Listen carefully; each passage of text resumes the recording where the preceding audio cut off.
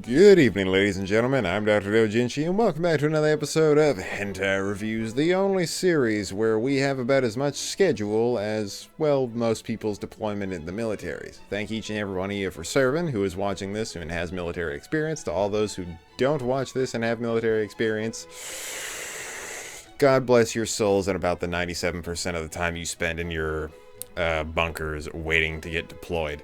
I know how boring that is. So, today, this has nothing to do with the military, by the way. So, today we're going to be looking at episode 6 of a series I'd like to call Interspecies Reviewers, a series after my own heart. Yes, I've made this joke before, but I'm going to do it again because this is my damn show. A series about people going around reviewing many different monster girls in many different places in many different types of ways. And damn if I'm not here for it. You see, episode 6 of this series starts off with a very strong premise. Do you have performance anxiety? And do you have a fetish for your friends? How far can that go? And how many people can you call? All to figure out if this is a problem. Call this number, 555. I don't give a fuck about this joke anymore. So, I'm going to go ahead and jump straight into this because I like this episode, even though this is very much, I'd call it a filler episode, sort of. Not necessarily that there's a lot of plot going on in this series, but there's a lot of plot going on in this series. So, let's go ahead and just jump right into it. Episode 6 of Interspecies Reviewers starts at around 23 minutes, giving itself the average anime runtime. And it essentially starts off with the main characters in their classic bar essentially being like, man, I'm spoiled for choice. What did we do last time? There was this milk centaur place we went to. There was those crazy demon girls in the fish tank that were all up in everybody's junk until we almost died. There's all these different things, and man, I don't feel like going to any of them. So Maidori, the happy little bird maid girl, walks by and says, hey, you know it'd be funny if you were ballsy enough to sleep with the next race that walked through that door. Naturally, she was on the money when it came to these sorts of things, in which case they were like, we'll take it. The person who walks through the door was a huge fucking golem. Now I don't know about you, but sticking your dick in the dirt ain't fun, and probably when it can crush a Volkswagen with one hand is a whole nother type of turn off unless you really like that crushing fetish. Jesus fuck, erase this video from my memory because I was reminded of that. So, in this episode, afterwards, they decide, let's go ahead and find out. Let's just, what's here? As the epic opening starts playing.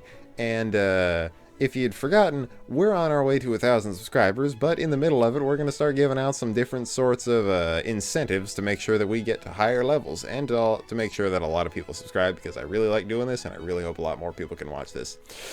250 subscribers, I will do a cover of the opening for this because damn, this is fun and damn, I love this video.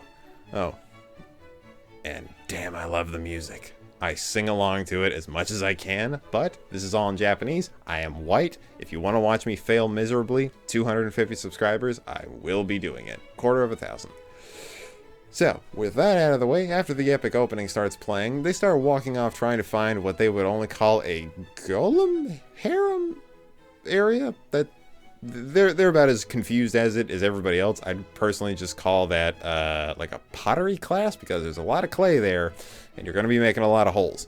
But instead of moving on with the pottery idea, they just start walking around thinking about what would it be like. They think of like some just female golems and realize that's a cursed image, and then they think of, well, golems are technically just androids, really. They're not like flesh and blood, so they might as well just be like robots. And then they start imagining a robot that would be giving some sort of a sex scene. And if you played Mass Effect, you know where this is going. So, after the thought comes back, they essentially find this place that's a puppet place. Yeah, because puppets and golems are the same, right? You know, definitely, there's strings on a golem. That's why they're in Jewish mythology. Strings, just, you know, control them, marionette style. But after walking in, they essentially find this place, and I swear to God, I did not write this in the script meaningfully. After I wrote after I saw the way that they were doing it, the first thing that came to mind was build a bitch, and then 3 seconds later, the girl on screen said it, and I felt so prophetic, but then I realized I've already seen this episode, because I watched the whole series a while ago before I did this whole series, and I felt kind of stupid for that. But this is essentially, yeah, build a bitch. You're going to be building whatever you want to fuck. They get the whole rundown about how character customization works in this whole thing, and about how you can just make her whatever you want her to look like. All the characters start going off and doing their own things, making however the girl they want to, and Krim pretty much is right there thinking, I can't make the character look good or cute, which, Jesus Christ, welcome to the club. Character customization is awesome, but it's a nightmare when you realize that your vision is about as good as Ray Charles's. So, once he just gives up on the character, he's like, I'll take the pre-made ones, but like that takes away the experience. But then he walks over and he finds his 3 other friends, who have just straight up made a copy of Matery, because there's definitely one thing you want to do, and that's fuck your friends. Now, I'm going to get a little personal in this part, because I feel like I need to say this for general context. As a personal rule, when you're playing a single-player sex, a rule of thumb for me is if you told them and they wouldn't be, like, laughing their ass off, happy about it, indifferent, or in any way positive towards it, then there's a really good there's probably a good chance that you shouldn't tell anybody that. And there's only so few people you can jerk off to and then tell them about it and they're gonna be happy or honored in any way. First off, most of them are porn stars, so that's pretty just across the board. And the only other one that I can think of is probably going to be like your girlfriend or boyfriend or whoever you're dating. I feel like that's a free pass. Other than that, it feels weird to be like, I saw a hot girl on the street, time to just rub one out to her. Like, that feels weird. So, yeah, I feel weird about that. I can't imagine how it would feel finding a sex doll that looks like somebody you've known for years and then just being like, yeah, I tapped that, and then actually doing it.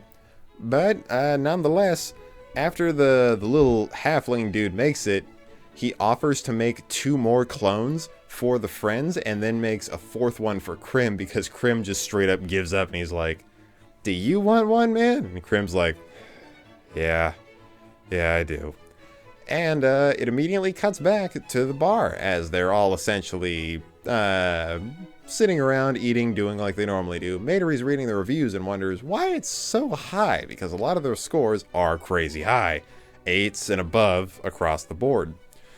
And then she asks Krim, and Krim gives a little bit of explanation, and as their review is being read out to pretty much show off the next scene, she's beating their asses red because they beat her cheeks red a little bit ago in puppet form, but now she's beating theirs, probably black and blue.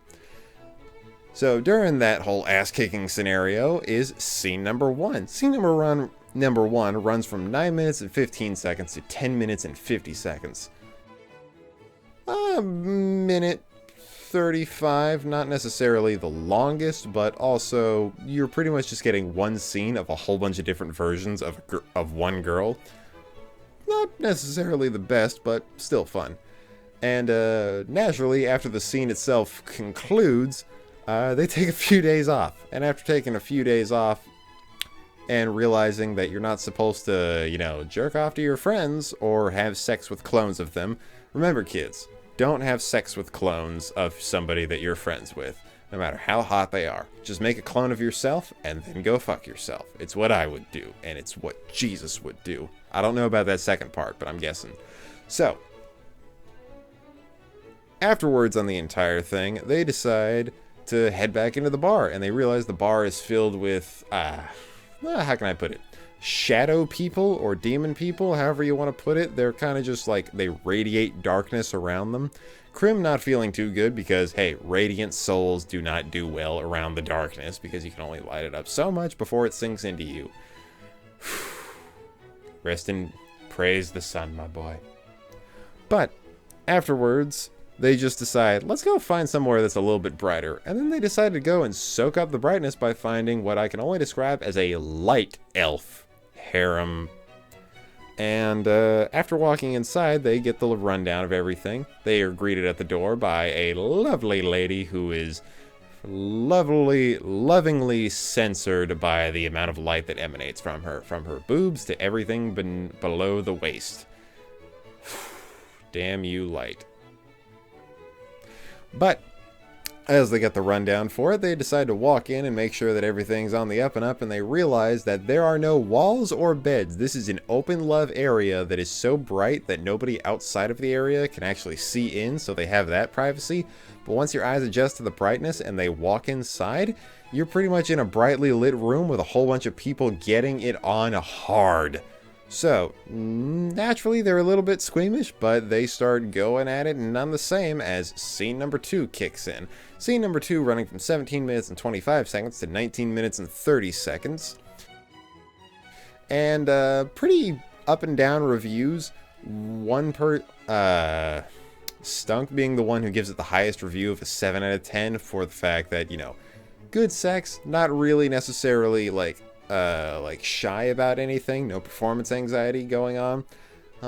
Zell and the halfling dude are like, it's not my thing. Really good in service, not great in execution, which is understandable.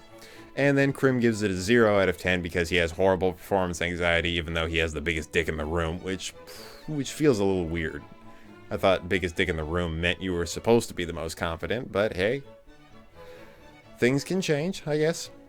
And I think that would be a really interesting thing. Like, not necessarily, I feel like I'm one of those guys who would, like, never pay for sex work like that in any way, just out of, like, anxiety, because I feel like, I don't like strip clubs because it feels like you're expected to party the same way, like, party dudes do, and it just feels, I don't know, it feels strange to me, and it feels like something that I can't do.